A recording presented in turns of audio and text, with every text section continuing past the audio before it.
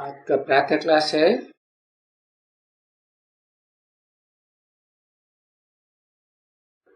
27 जनवरी 1968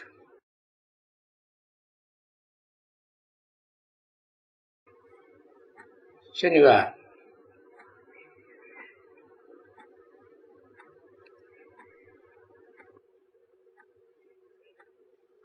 भाई रूहानी बाप बैठ करके रूहानी बच्चों को समझाते हैं।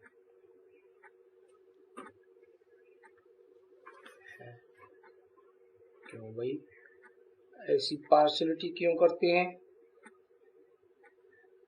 जिस्मानी बच्चे हैं वो बच्चे नहीं है क्या? अरे रूहानी बाप के तो रूहानी बच्चे होंगे ना। जिस्मानी बच्चे किसके होंगे? जिस्मानी बच्चे जरूर देह अभिमानी के होंगे। रावण को, कुंभकर्ण को बहुत देहवान दिखाया जाता है ना। उसकी यादगार क्या है? उसकी यादगार है बड़ा उनका देह दिखाते हैं।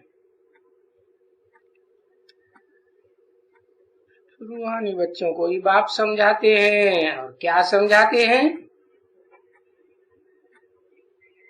कि पहले तो अपनी ये दृष्टि पक्की करो। क्या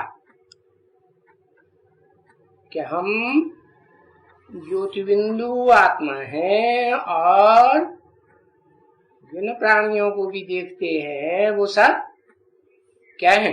ज्योतिबिंदु आत्मा है। कि दृष्टि पक्की होनी चाहिए।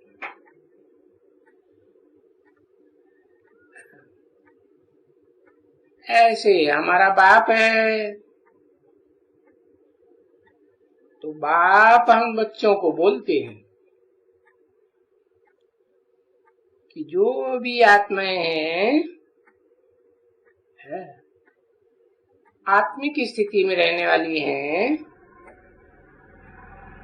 इनमें प्रवेश करते हैं। देह अभिमानी हो तो उनमें रूहानी बाप प्रवेश नहीं करते है। देह अहंकारियों में प्रवेश नहीं करते है? अच्छा, अगर आत्मा नहीं है तो बाकी तो शरीर है। हाँ, शरीर से कर्तव्य तो करते ही हैं और शरीर के द्वारा इन कानों से ही सुनते हैं। परंतु कान सुनते हैं या कानों के द्वारा आत्मा सुनती है? चाहे कान है, नाक, आंख, कान, जड़ इंद्रियां हैं, ये तो इंस्ट्रूमेंट्स हैं। इनके द्वारा सुनता कौन है? आत्मा सुनती है। तो ये आत्मा जो इंद्रियों के द्वारा सारे कार्य करती है, ये समझो इंद्रियों से कराती है, तो उस आत्मा का निवास स्थान कौन सा है? कौन से तख्त पर बैठती है? कहेंगे ये भ्रकुटी। क्या उसका नाम भ्रकुटी क्यों दिया है? कारण अरे भरी पूरी कुटी है ना। हाँ ना, उत्तम अंग तो वो तो उत्तम अंग हो गया मस्तक। लेकिन उस मस्तक में भी आत्मा तो बहुत सूक्ष्म है ना। तो वो भ्रकुटी में बैठती है। वो भ्रकुटी उसका तख्त है, खाली खुली नहीं। कैसी? भरी पूरी। कितने जन्मों तक भरी पूरी है? अरे कहेंगे ज्यादा से ज्यादा 84 जन्म तक भी भरी पूरी है। 83 जन्म के बाद खाली नहीं होती, नहीं खाली होती। हाँ भला खाली होती है तो खाली होने से पहले ही मैं प्रवेश कर जाता हूं। तो फिर अखूट ज्ञान धन से भरता हूं या थोड़े समय छोड़ देता हूं? भरता हूं ना। तो ये भ्रकुटी है, अकाल तख्त कहते हैं। गुरुद्वारों में सिखों ने तो लक्कड़ का बनाया हुआ है तख्त, जिसको कहते हैं अकाल तख्त। क्यों उन्होंने लक्कड़ की यादगार क्यों बनाई? कुछ पता नहीं। अरे लक्कड़ बुद्धि हो जाता है, अंतिम जन्म में आकर के कैसा हो जाता है? लक्कड़ बुद्धि। हाँ तो यादगार है उस लक्कड़ बुद्धि की। गुरुद्वारों में है वो अकाल तख्त। तो वास्तव में क्या करना चाहिए है? करना ये चाहिए कि उस अकाल तख्त पर बैठ करके है, पहले क्या करना चाहिए कि भाइयों को देखना चाहिए। आत्मा आत्मा, भाई भाई के भाई बहन, भाई भाई। तो बाप बैठ करके बच्चों को देखते हैं, आत्मा रूपी बच्चों को देखते हैं ना, है कि देहों को देखते हैं? आत्माओं को देखते हैं, रूहों को देखते हैं। तो जिन बच्चों को देखते हैं, ये जो भाई है वो भाई भी अपने भाइयों को बैठ करके देखते हैं। तो पहले पहले तो ये दृष्टि पक्की करो क्या कि हम भी आत्मा और जो भी प्राणी मात्र हैं है, वो सब क्या है? आत्मा। जब ये दृष्टि पक्की पक्की पक्की होती जाएगी तब क्या होगा रिजल्ट? पक्की दृष्टि बन जाएगी कि जिसको भी देखेंगे रूह के रूप में देखेंगे और अपन को भी रूह के रूप में देखेंगे। निरंतर देखेंगे तो क्रिमिनल ख्यालात आना क्या होगा? बंद हो जाए। और वो ऐसे नहीं कि एकदम बंद हो जाएंगे। क्या? जैसे तुम्हारी प्रैक्टिस धीमे धीमे बढ़ती जाएगी आत्मा समझने की, तो आस्ते आस्ते वो क्रिमिनल ख्याल भी बंद होते जाएंगे। क्योंकि अभ्यास तो करना पड़ता है ना। तो अभ्यास करते करते अपन को आत्मा समझते समझते ये अभ्यास पक्का हो जाएगा, तुम्हारी टेव पक्की हो जाएगी कि हम भाई हैं, और भाई हैं तो भला कन्या माता सुंदर मोहड़े वाली भी आ जाए तो क्या पक्का रहे कि मैं आत्मा को समझाता हूं, बात करता हूं। अरे ये सब प्राणी मात्र भाई हैं, और अभी तो बाबा ने हमको ये आकर के समझाया है। कि तो तुम भाई भाई है, और तुम भाई भाइयों को ही हम बैठ करके राजयोग सिखाते।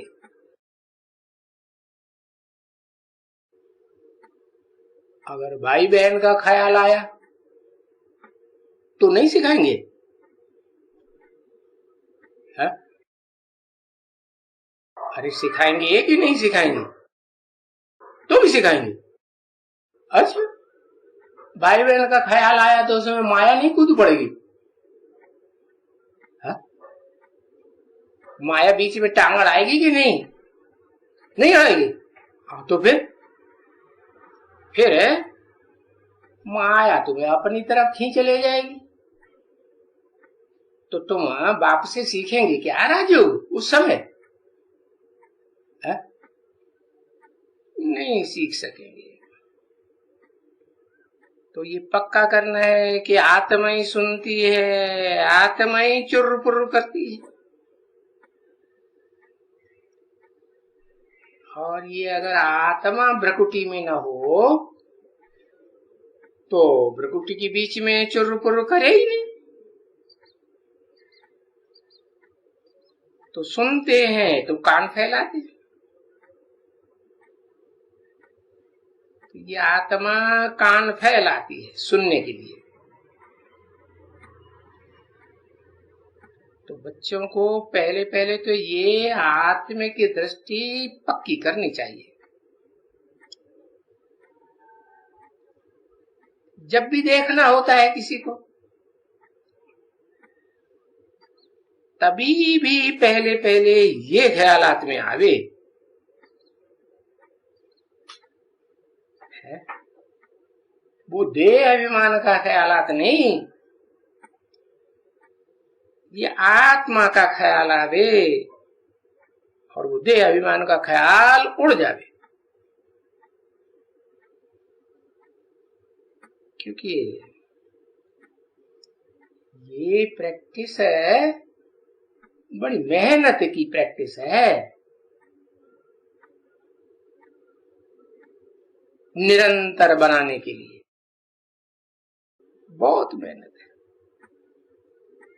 बाकी है ये नंबर 1 सब्जेक्ट है। क्या पढ़ाई पढ़ते हैं ना दुनिया में, बाकी बाकी के सब्जेक्ट होते हैं, अंग्रेजी, हिंदी, गुजराती, इतिहास, भूगोल होते हैं ना। वो नंबर 1 नहीं है। नंबर 1 कौन सा सब्जेक्ट? मैं आत्मा। नंबर 1 सब्जेक्ट ऊंचे की ऊंचा सब्जेक्ट। स्कूल में सब्जेक्ट्स होती है ना, ये है ईश्वरीय सब्जेक्ट, ईश्वरीय स्कूल। तो इसमें ये सब्जेक्ट को नंबर 1 दिया है, पहला नंबर है ये।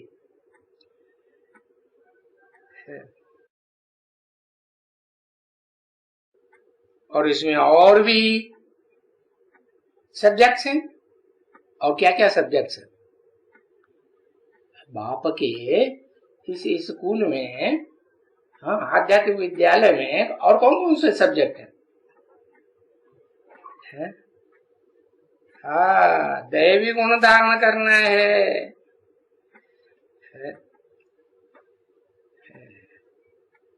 ये ज्ञान लेना है, जो बाप ज्ञान देते हैं सृष्टि के आदि मध्य अंत का, आत्मा का, परमपिता का, परमात्मा का। तो ये जो मुख्य सब्जेक्ट है इस पर ध्यान देंगे तो आप ही ऑटोमेटिकली वो दैवी गुण धारण होते जाएंगे और होते ही रहेंगे। क्योंकि आत्मा आत्मा भाई भाई को देखते हैं, सभी आत्माओं को देखते हैं। हम कोई शरीर से कनेक्शन नहीं रखते हैं।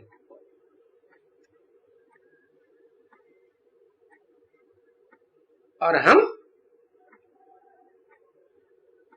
हम आत्मा है तो ये जो सभी सारी ये जो कर्मेंद्रियां है ना, ज्ञानेंद्रियां,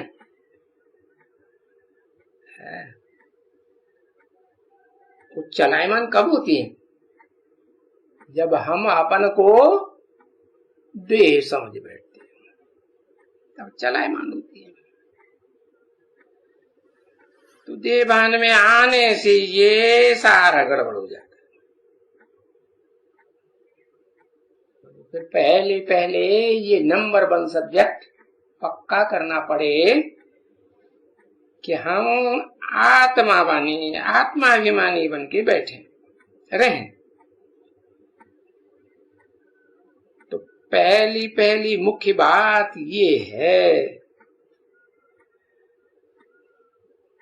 जब ऐसे बुद्धि में हो तभी फिर तुम आत्माओं में ताकत आवेगी। हाँ, समझा ना? क्योंकि आत्मा है तो सर्वशक्तिवान ना,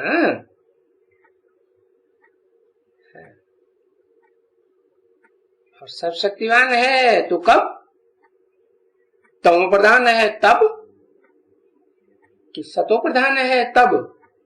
हाँ, सत्व प्रधान है तो सर्वशक्तिवान।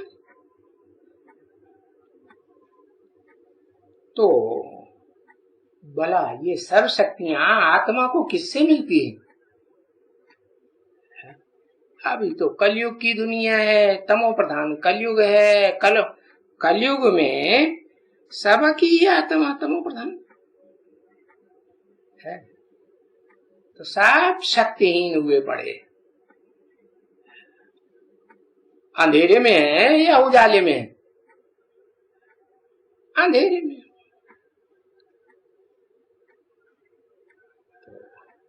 किससे मिलती है शक्ति?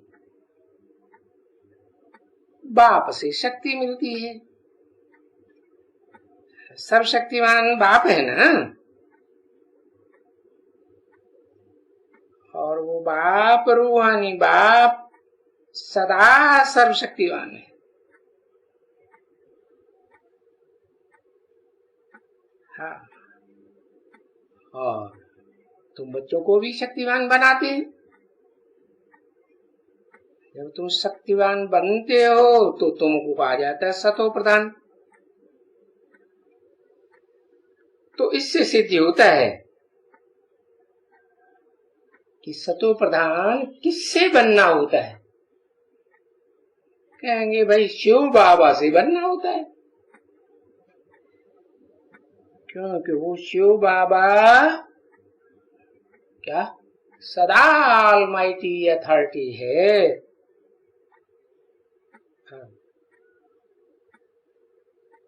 बाबा,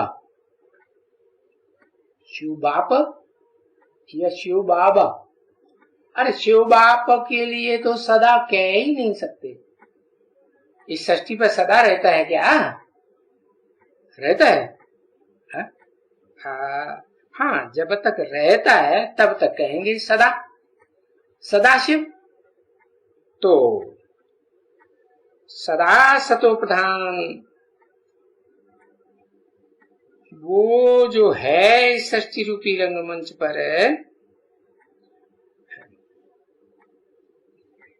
वो तो कभी सतो, कभी रजो, कभी तमो में आते हैं। क्या? क्यों? क्योंकि एक के संग में तो रहते नहीं। सृष्टि रूपी रंगमंच पर सदाकाल एक के संग में रहते हैं क्या? नहीं। तो फिर रजो प्रधान तमो प्रधान बनेंगे ना। और अभी बाप आए हैं तो रूहानी बाप के संग के रंग में जितना व्यभिचारी रूप से रहेंगे उतना सतो प्रधान बनेंगे। तो पहले पहले इसके लिए, बाप के साथ रहने के लिए पहले पहले अपन को पहले ये दृष्टि पक्की करना है कि हम आत्मा हैं, है ना? तब कहेंगे कि हम आत्मा अभिमानी है, नहीं तो फिर देह अभिमानी है। तो ये आत्मा अभिमानी में और देह अभिमानी में रात दिन का फर्क पड़ जाता है। देह अभिमानी है रात में और आत्मा अभिमानी है दिन में। कैसे साबित करेंगे?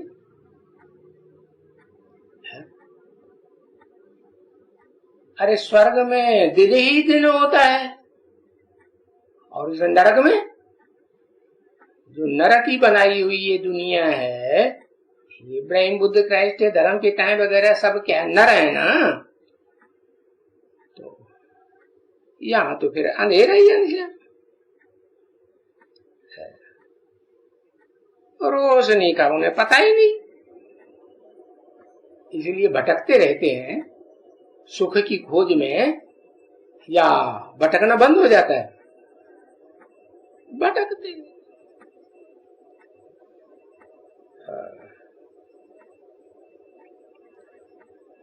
फिर उन्होंने गीत बनाए दिए, आज अंधेरे में हम हैं हम सब इंसान,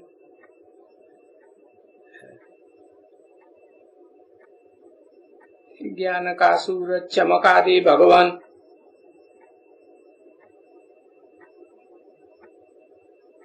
तो देखो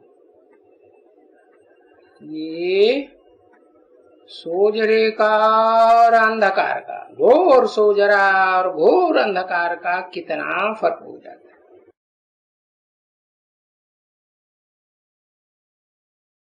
है। उसमें वो जो भी है अंधकार में, वो विकार के ख्यालात बहुत आते हैं। क्या इस दुनिया में भी विकारी प्रवृत्तियों में रात में ज्यादा पड़ते हैं या दिन में? रात में बहुत पड़ते हैं। तो सब आत्माभिमान उड़ जाता है,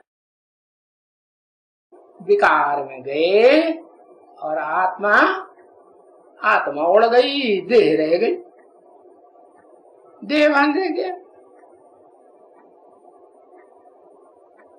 क्योंकि ज्ञान भी अंदर में है कि बरोबर हम आत्मा हैं।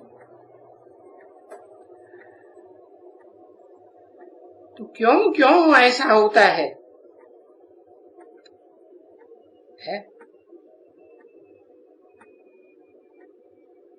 संग की रंग की बलिहारी है। देहभान बढ़ता है देह के संग से और आत्माभिमान बढ़ता है आत्मा के संग से।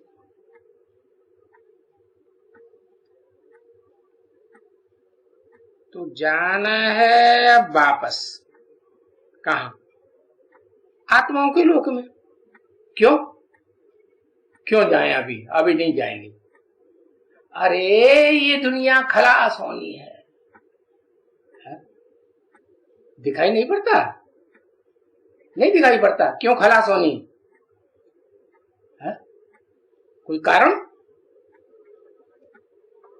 कि एटम बम दुनिया को भस्म करने का बारूद तैयार हो गया है। इसलिए अब हमको जो देह है, जो भस्म होने वाली चीज है, इसको छोड़ करके हम आत्मा को अब आत्मलोक में जाना ही है।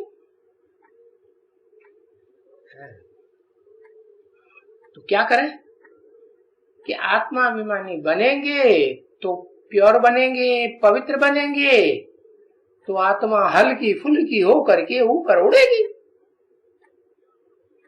आत्मलोक ऊंची स्टेज में है या नीचे?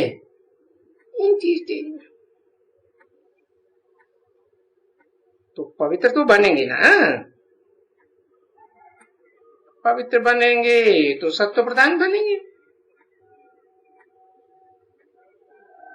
तो पहले पहले तो ये प्रैक्टिस चाहिए अच्छी सी।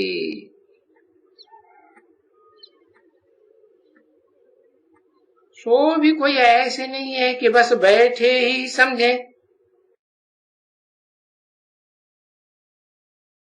ना, ऐसे नहीं कि बैठे रहें, बैठ बैठ के प्रैक्टिस करें, नहीं। तो बच्चों को तो जहां तहां यहाँ वहां चलते फिरते ये समझना चाहिए जैसे कि हम आत्मा हैं।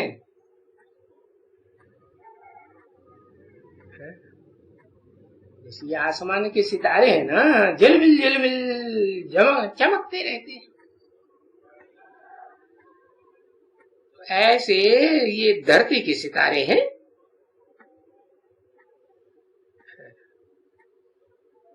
तो ये सितारे क्या होते हैं? जो धरती के सितारे हैं, अरे वो सितारे तो जो धरती के हैं वो आत्माएं होते हैं। तो ये समझ लेना चाहिए कि हम सितारे हैं, आत्माएं हैं।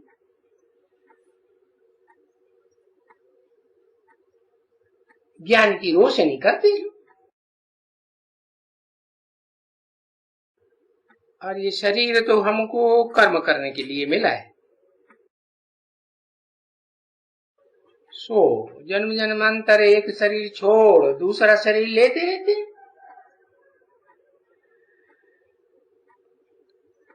अभी तो देखो शरीर छोड़ते छोड़ते हम तमो प्रधान बन गए।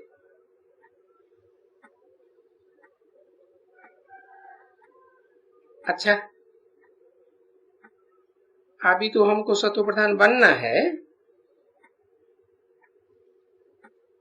आत्मा सतो प्रधान बनेगी तो सुखी रहेगी, आत्मा तमो प्रधान बनती है तो तमो प्रधान युग में जन्म लेना पड़ता है।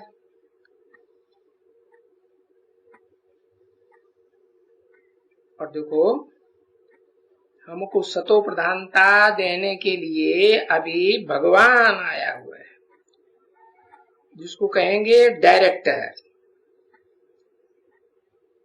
इस सृष्टि रूपी बेहद के रंगमंच का वो डायरेक्टर है। और वो आते तो है ना, आते हैं तो शरीर में प्रवेश भी करते हैं।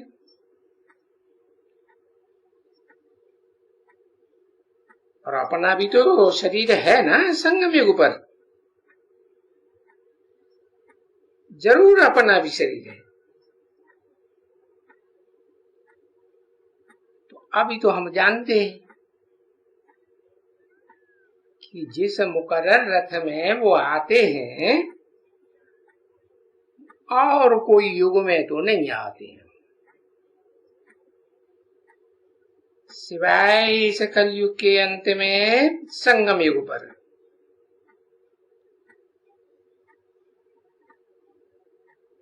ऐसे कभी कोई नहीं कहेगा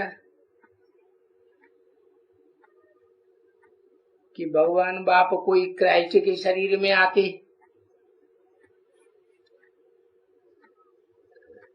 अरे क्राइस्ट तो इस दुनिया में आया ही तब है जब ये दुनिया रजो प्रधान होती है। तो मैं तो कलयुग के अंत में तमो प्रधान दुनिया में प्रवेश करता हूं ना। हाँ, तो ये बात समझी ना बच्चे। तो उस रजो प्रधान दुनिया में तो बाप आ ही नहीं सकते, उनके आने का टाइम भी मुकर्रर और उनका शरीर भी मुकर्रर। गीता में क्या दिखाते हैं? मुख पृष्ठ पर किसके शरीर में?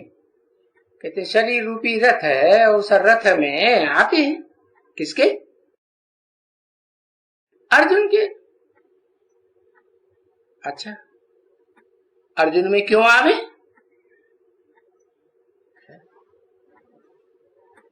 अर्जुन में क्यों आवे? अरे अभी बताया ना क्यों आवे है?